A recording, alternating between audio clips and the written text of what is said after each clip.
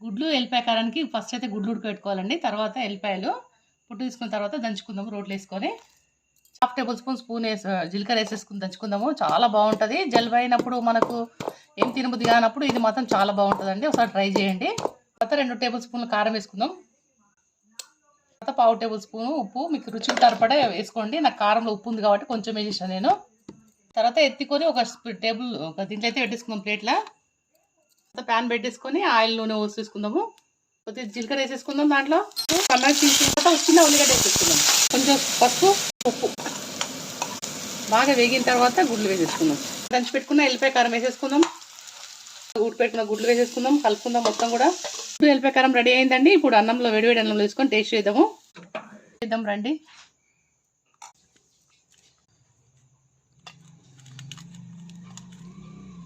Taste చేద్దాం రండి ఎలా ఉందో. నచ్చితే సబ్స్క్రైబ్ చేసుకోండి.